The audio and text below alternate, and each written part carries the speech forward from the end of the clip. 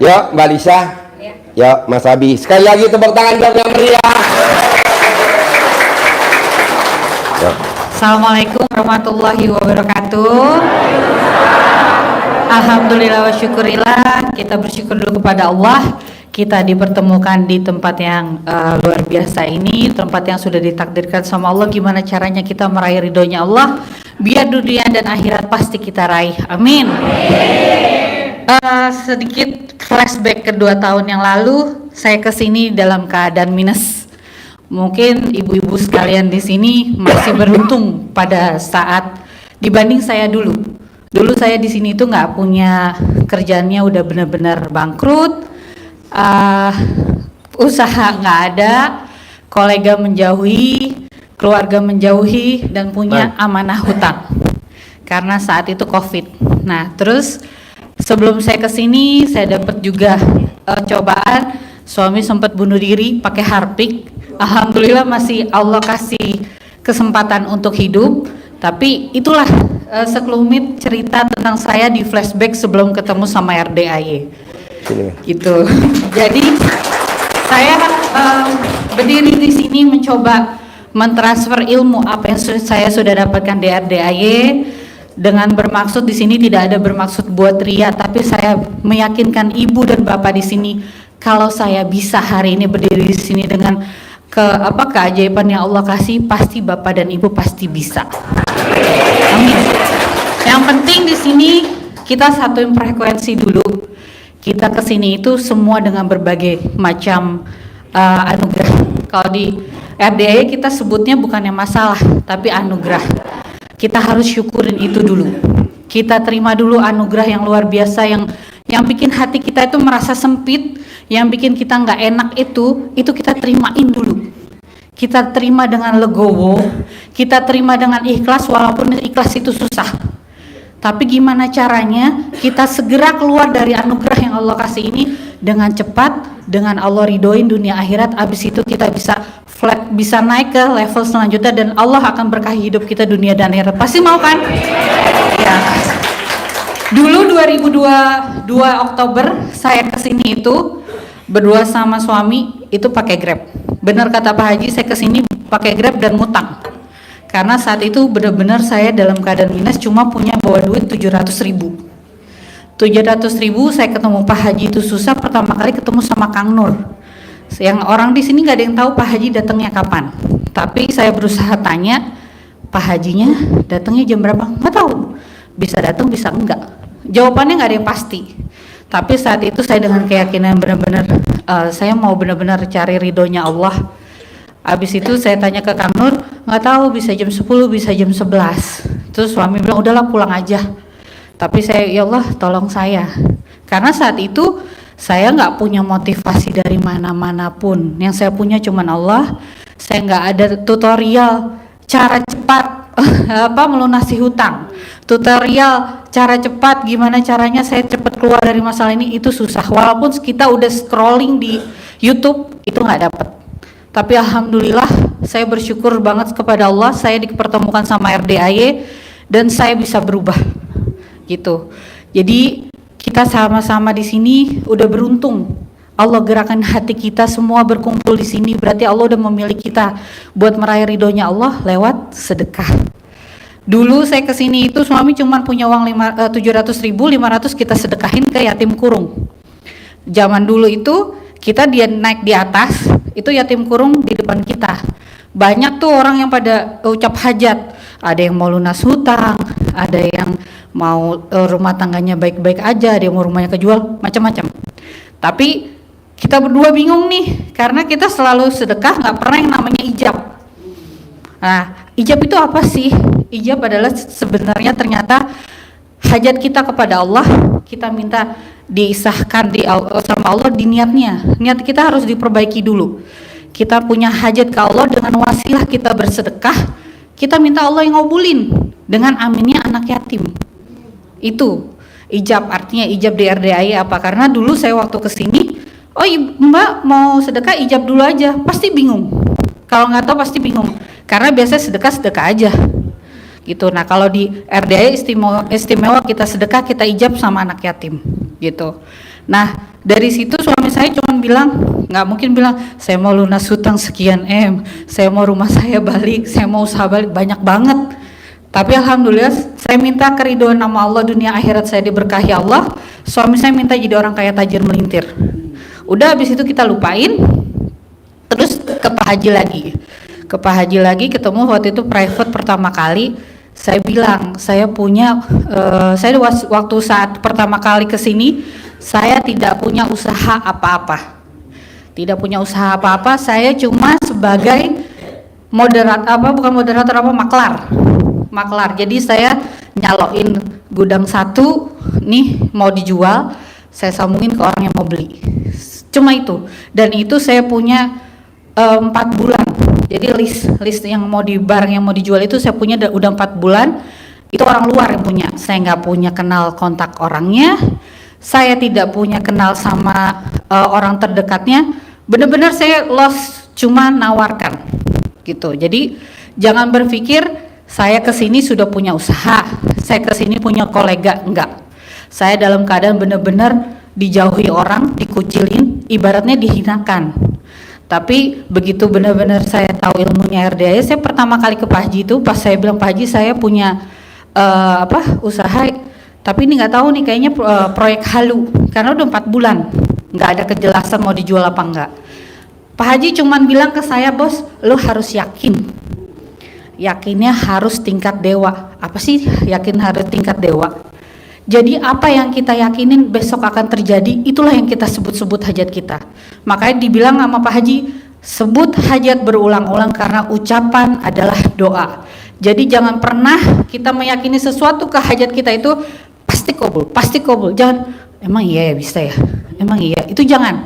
Pokoknya jangan pernah ada terbesit segelintir kecil itu dibilang gimana caranya, saya nggak kenal siapa-siapa, itu jangan. Yakin, panggil aja, pasti besok transaksi, pasti besok akan cair.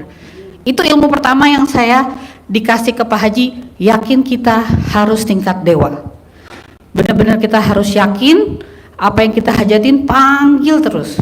Ternyata habis dari situ saya kesini, itu saya ingat hari Rabu malam saya kesini, saya panggil, pasti besok transaksi sampai ketiduran, besok paginya Kamis di jam 11 sampai jam 10, sekretaris orang itu telepon, Mbak, ini Bapak lagi ada di Indonesia, kalau mau tawar pabriknya datang aja.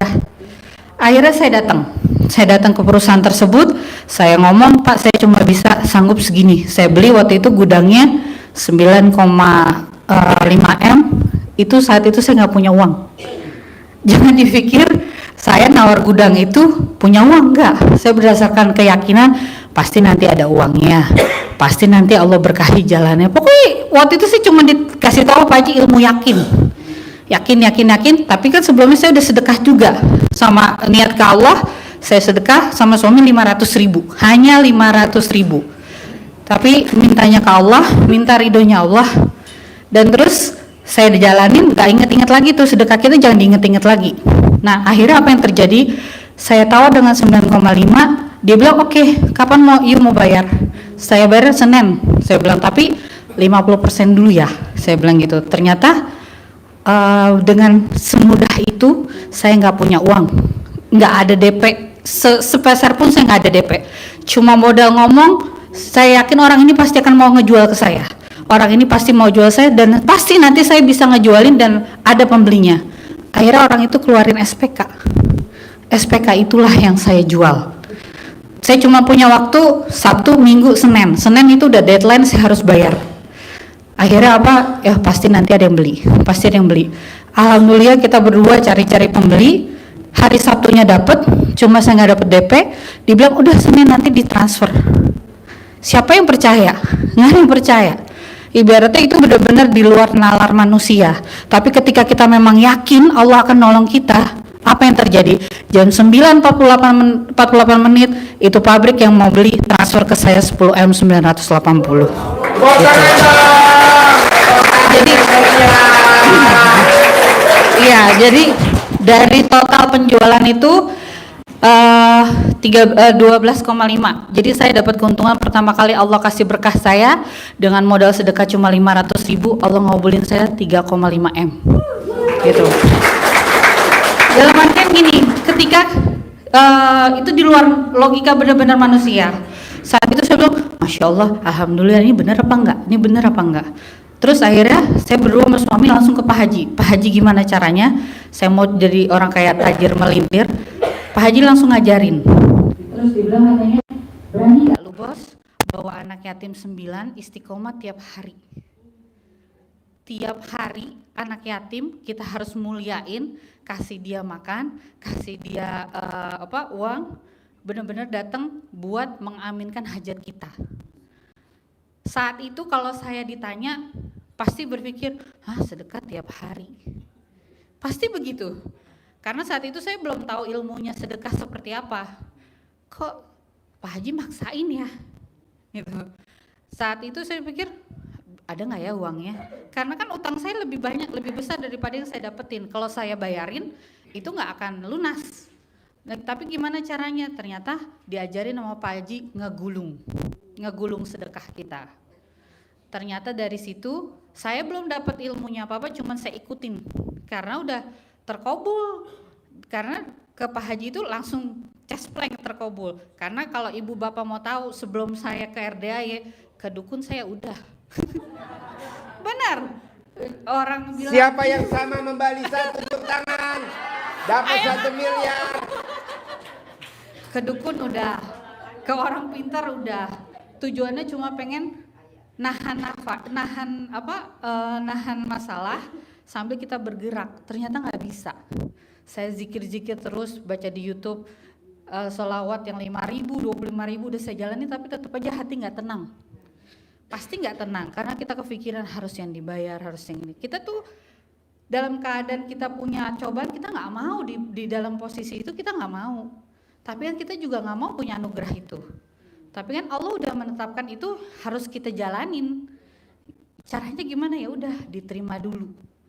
Nah dari situ akhirnya pas sudah Pak Haji nyuruh, berapa hari Pak Haji anak yatimnya 9 orang, 45 hari bos. Bayangin 9 orang kali 100.000, kali ongkosnya, kali ustadznya, kali makannya. Berpikir nggak tuh otak? Pasti berpikir, ya Allah banyak banget. Ya nggak sih? Ya kan? Jujur deh, pasti orang kalau buat sedekah itu agak sulit. Jujur saya juga dulu begitu. Belum makan ya, makannya harus apa nih ya? Yang kira-kira bisa cuman ya sekitar 20.000, 25.000, kan begitu. Pasti berhitung dulu awalnya. Nah terus di tengah-tengah jalan di hari ke-27 itu uang saya udah menipis. Karena kan saya kan tinggal itu kan kontrak. Saya harus bayar yang lain, harus cicil yang macam-macam lah. Buat operasional pembongkaran pabrik itu, saya harus ada yang saya sisipin. Akhirnya saya bingung tuh di hari ke-27 uang udah menipis, saya ngomong sama suami, ya gimana ya, lanjut nggak nih anak yatim? Bukan berarti kita udah istiqomah, Allah nggak ngasih kita ujian lagi nih, istiqomah nggak ke Allahnya. Ternyata begitu setelah saya jalani itu udah saya rasain, oh ternyata begitu kita benar-benar ikhlas ke Allah, Allah juga nggak akan tinggal diam, pasti akan diuji juga, istiqomah nggak ke Allahnya. Saat itu akhirnya saya itu disuruh sama suami jual cincin.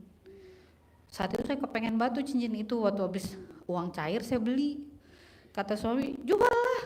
Katanya, ntar kalau ada duit beli lagi. Namanya kita waktu itu lagi dalam keadaan benar-benar terhimpit, dapat uang terus ini mesti dijual lagi, gitu kan? Akhirnya, ya udah deh dijual. Terus dijual, suami punya disedekain ekstrim ke Pak Haji, niat sedekah ekstrim cincin dikasih ke Pak Haji. Terus saya punya buat nerusin sedekah. Terus sama Mas Abi itu pinjam ke temennya 5 juta. Memaksakan untuk melanjutkan sedekah kita harian istiqomah dengan pinjam uang. Nah terus dari situ, karena apa? Kita berani pinjam ke orang, berani pinjam ke bank, berani dapat bayar bunga, kita berani. Masa kita buat berusaha lillah ke Allah, minta berkahnya Allah, kita nggak berani? Pasti bisa. Yang penting niatnya harus dibenerin dulu. Kita minta ditolong sama Allah dunia dan akhirat, nanti Allah yang ngabulin. saya dengan wasilah sedekah nih saya percaya gitu. Nah terus dari situ lanjut, tapi saya ke Pak Haji nggak sekali 2 kali, kalau bisa seminggu. Waktu itu saya 3 kali, saya pantengin terus. Privatnya Saya pantengin. seminggu 3 kali. Iya. Kalau bapak dan ibu kan baru privat sekali aja kan langsung hilang. Iya. Jangan. Saya seminggu 3 kali. Saya maksain karena emang saya benar-benar pengen tahu jalannya gimana sih, jalurnya gimana sih, jalur Allah benar-benar bisa nolong saya dunia akhirat tuh gimana gitu. Akhirnya Pak Haji bilang, udahlah bos, tenang aja katanya. Nanti juga ada yang modalin lu 100 miliar. Saya tambah mikir, siapa yang modalin 100 miliar? Nggak mungkin gitu kan. Tapi kata Pak Haji harus yakin. Jadi tiap hari hajat itu saya panggil. Anak saya bandel, jangan main air. Nanti bunda punya uang 100 miliar nih. Makanya sekarang anak saya kalau bilang, bunda mau kerja ya? Iya, nanti biar dapat 100 miliar ya bunda gitu. Amin, saya bilang gitu. Nah akhirnya ternyata apa yang saya yakinin itu benar kejadian. Itu di kejadian di hari saya istiqomah buat anak yatim di hari ke-41. 41 hari orang yang benar-benar bukan saudara saya, bukan kolega bisnis saya, dan orang itu nggak kenal saya. Jadi dia ngeliat kerjaan saya sini beres buat pembongkaran, dia panggil saya sama suami, tolong dong jelasin bisnis lu kayak gimana. Saya disuruh nyiapin proposal, saya nggak siapin karena saya tahu orang itu pelit. Buat naik tol buat dirinya sendiri aja dia nggak mau, mana mungkin ibaratnya gitu kan. Tapi ternyata pas saya temuin, saya diundang jam 9, kita datang jam 12. Ditanya, where is your proposal? I don't need my proposal, saya bilang gitu. Akhirnya suami yang ngejelasin cuma pakai kertas kalender, disobek. Ini loh, saya misalnya dapat kerjaan segini, dapat barangnya kira-kira sekian ton, inilah yang saya bayar. Oh segitu doang, begitu doang caranya. Iya simple, oke, I trust you 100 billion. Tuh, makanya dari situ saya langsung diem, bahwa ini orang bener apa enggak. Tapi karena saat itu saya nggak mau hilaf, jadi saya bilang udah diturunin ya, by project. Nah dari situ langsung kita bikin takjub Allah ke Pak Haji lagi. Pak Haji saya harus gimana? Terus-terusan saya tuh kayak orang haus ilmu. Terus kata Pak Haji pas sudah cari tuh, naikin ya bos anak yatim 18. Bayangin, dari 9 saya harus nambah 18. Mikir lagi dong, ada duit lagi nih. tapi habis itu saya paksain, saya belum tahu nih hasilnya apa gitu kan. Hasil apa, terus ditambah lagi Pak Haji bilang istiqomah di dalam sedekah subuh, sedekah Jumat barokah, sama ada kalau misal kita ada ini sedekah pembersih WC, sama sedekah makanan favorit. Ini saya udah tiap hari terus nih ngundang anak yatim. Ditambah lagi misalkan saya ada niat hajat project A, Pak Haji ini gimana ya, project saya biar kelar, biar cepet dapet. Lu sedekah makanan favorit bos. Makanan favorit gimana Pak Haji? Lu sukanya apa? Misalkan sukanya dimsum. Berapa harga dimsum? 20.000. Dikalikan 500 anak yatim yang mendoakan kita tiap hari di kandang. Dikali 12 bulan. Terus itu harus disedekahin Pak Haji. Iya. Terus saya pikir, wih lumayan juga ya, gitu kan. Terus paksain, berani nggak gitu kan. Terus akhirnya saya beranikan diri. Oke Pak Haji saya berani. Ternyata begitu saya niat ke Allah, jadi kalau setiap saya sedekah ke RDAY, sebelum transfer saya doa dulu tuh sama Allah. Ya Allah, saya niat sedekah, jadikan dari sedekah saya ini, wasilah dari sedekah saya ini, kau kabulkan hajat hamba. Disebut hajatnya apa? Satu sedekah, satu hajat. Satu sedekah, satu hajat. Dan itu ternyata begitu saya istiqomah seperti itu, Allah cepet nolong kita. Jadi emang harus maksain. Terus berjalannya waktu, saya sedekah terus. Bukan berarti saya nggak ada penghalang, ada. Pasti ada, setiap itu ada. Terus saya rasain project ini, saya sedekahin makanan favorit, lancar. Saya sedekah makanan favorit mungkin udah yang ke-7 kali untuk sekarang. Suami Suami 7 kali juga. 7 kali, jadi total 14 Beda. kali. Iya. Jadi Gak apa-apa Mbak, kasih tahu kira-kira nilai sedekah makanan favorit Mbaknya tuh satu kali sedekah berapa nilainya? 150. 150 juta. Iya. Waktu dulu awal-awal saya masih nyicil ke Pak Haji. Tapi emang itu pasti Allah juga kalau kita nyicil hasilnya juga pasti beda. Yang penting niatnya ke Allah itu harus benar-benar lillah. Kitanya harus tulus ke Allahnya. Kita niatkan sedekah ini yang akan nolong saya dunia akhirat. Jangan berharap sedekah ini buat duit doang. Enggak, kita harus bersyukur dulu karena sedekah itu pertama menghalau kita dari bala. Kita harus misalkan ada kecelakaan kita enggak. Kita kan enggak ada yang tahu ya. Ibaratnya kita kapan dapat bala kita nggak ada yang tahu. Kenapa harus sedekahnya istiqomah tiap hari?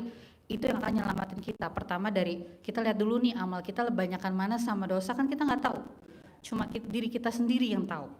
Bismillah, sedekah itu pasti yang akan nolong kita dunia dan akhirat. Dimanapun kita berada pasti Allah lindungin. Itu udah pasti. Karena saya tuh udah ngerasain tabir yang terhalang yang orang-orang.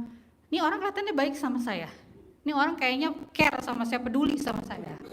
Ternyata begitu saya sedekah, padahal niatnya buat project A atau B. Tapi sama Allah diliatin. Ini orang ternyata nggak baik buat saya, itu diliatin. Bahkan ada yang ngirim segala macam itu diliatin sama Allah. Itulah wasilah dari sedekah yang saya rasain. Yang benar-benar ada di dalam tanah itu pun akan nimbul sendirinya. Itu akhirnya saya tangan dong. Semangat. Jadi benar-benar ketika kita minta ke Allah, muamalah ke Allah, mau itu kita niaga atau dagang, buat keselamatan kita dunia akhirat, buat kita keluarga, buat kita suami istri, buat kita istilahnya sama manusia, hubungan sama manusia, itu pasti Allah lindungin. Satu persatu hajat saya tuh ibaratnya langsung Allah ijabah. Pertama kali dari RDA Oktober itu habis saya istiqomah terus pakai anak yatim yang 9, itu 3 bulan pertama 11 hajat saya semua Allah kasih. 11 Tepuk hajat. tangan. Jadi pokoknya yang saya tanamin di sini, saya mau ibu dan bapak di sini harus yakin Allah udah bersama kita. Dengan wasilahnya sedekah kita niatnya tulus karena Allah, saya sedekah ke anak yatim, pasti Allah akan nolong saya dunia dan akhirat. Gitu. Ibu dan bapak harus yakin karena saya bisa, ibu dan bapak pasti bisa. Yakin pasti bisa. Yang penting jangan gini. Ada yang private, pernah ada yang WA ke saya. Mbak, aku udah private loh sama Pak Haji 10 juta. Kok nggak kabul? Saya bilang nggak akan terkabul Bu. Karena apa? Dia mintanya ke Pak Haji, bukan ke Allah. Kan kalau Pak Haji perantara karena Pak Haji punya wasilah dari anak yatimnya. Kita minta karomahnya dari Pak Haji, bukan Pak Haji yang ngabulin. Semua hajat kita di sini yang ngabulin nanti hak prerogatifnya Allah.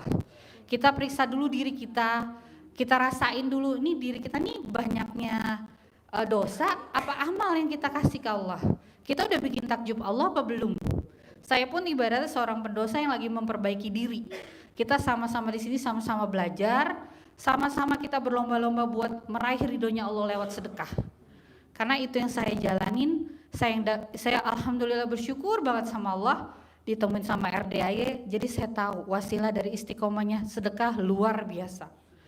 Gitu. Jadi memang harus yakin, tapi bukan berarti kalau udah sedekah nggak sholat. Bukan berarti kalau sedekah nggak puasa, enggak. Karena pernah saya baca di artikel Nabi Musa yang bisa berdialog sama Allah bertanya, ya Allah, amal mana yang kau sukai? Apakah sholat? Tidak. Sholat yang akan menolong kita dari perbuatan keji dan mungkar. Nanti pas saat dihisab pertama kali di alam barzah itu adalah sholat kita. Terus apakah puasa? Enggak. Puasa itu yang mengajarkan engkau untuk tidak berbuat keji dan supaya bisa menahan hawa nafsu. Gimana kita mau kaya tiba-tiba mendadak, tahu-tahu kita dikasih keberkahan sama Allah luar biasa, dikasih bisa tiba-tiba langsung 100 miliar, tapi kita belum pantas nih. Kira-kira lalai nggak? Pasti lalai.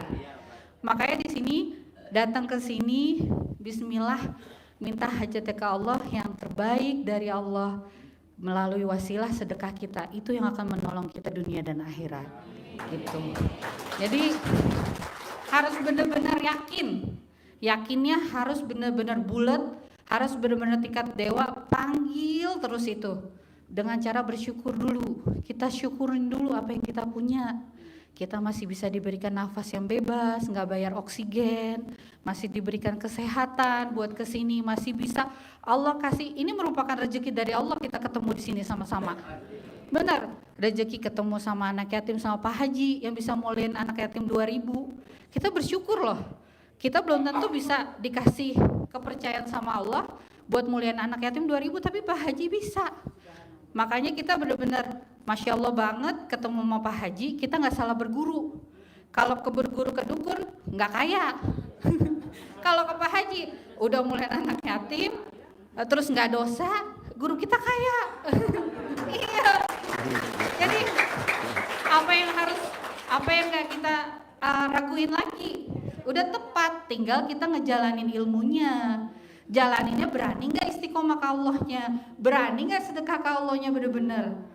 Saya tanya sekarang pasti di sini jawab berani, tapi kalau misalnya mau hari ini cair, misalkan mau punya penghasilan 1 juta, saya suruh sedekah 500.000 tiap hari, berani apa enggak?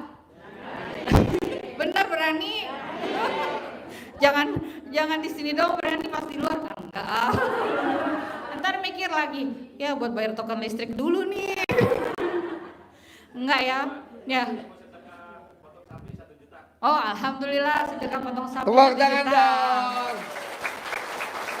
Yang penting saya hanya mengingatkan, ketika kita sedekah, niatkan kepada Allah.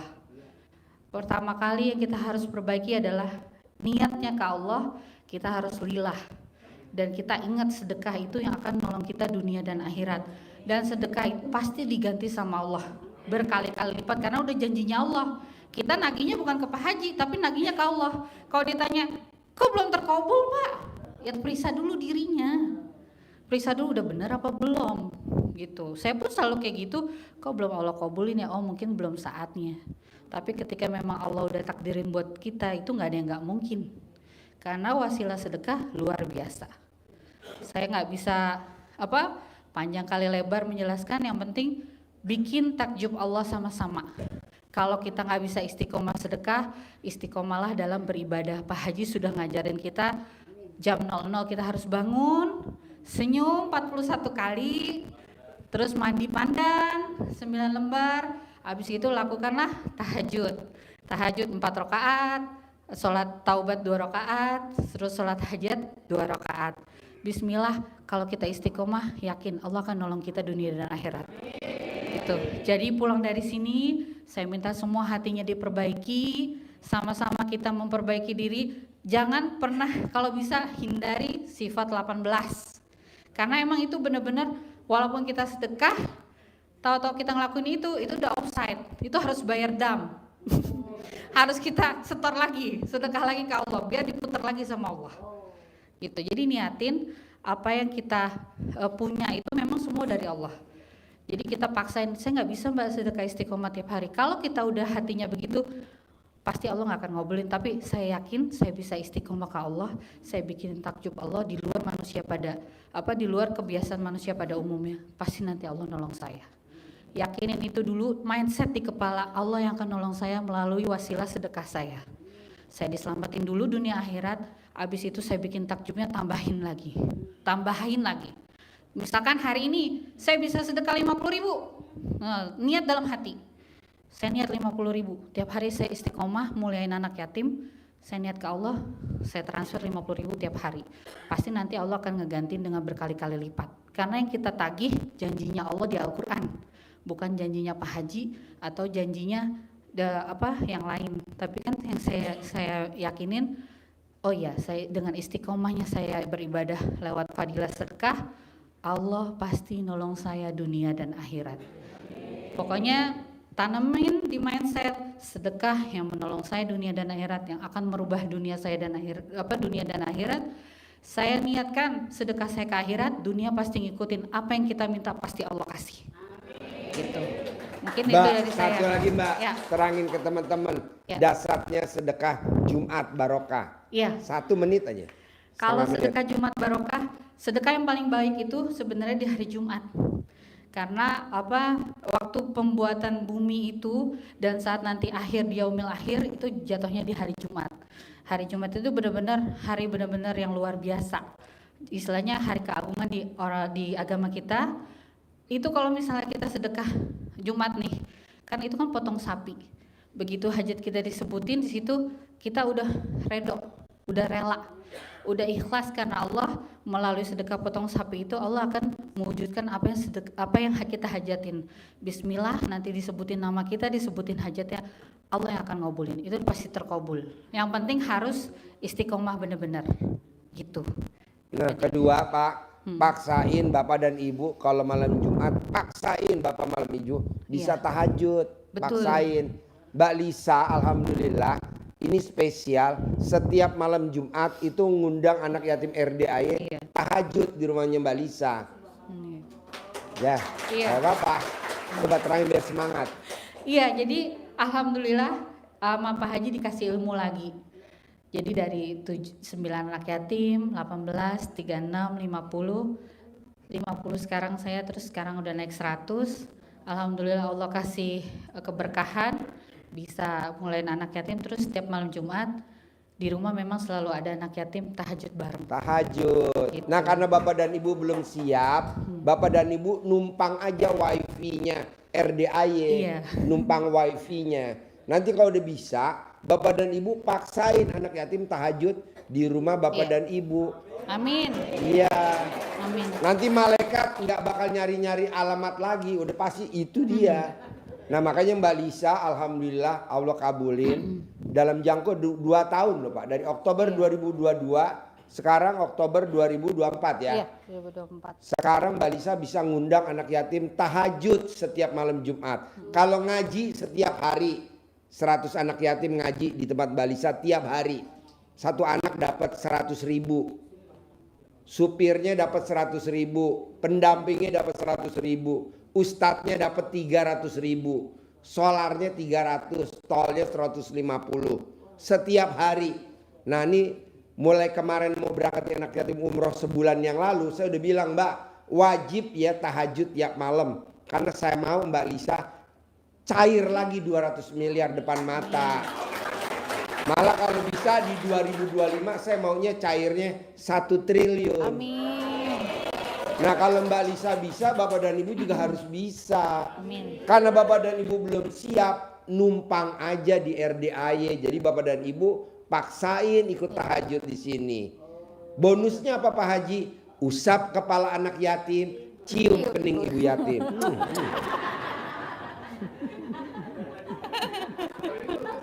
Biar nggak ngantuk ya. Jangan bilang aliran sesat ya. Iya. Maklum Pak Haji biar nggak ngantuk. Tapi kadang videonya dipotong-potong ya. Jadi yang utama usap kepala anak yatim, yang diprioritasin cium kening ibu. Tepuk tangan dong. Deh. Ya, Ya. oke. Buat Mbak Lisa sekali lagi dong, tepuk tangan buat Mbak Lisa.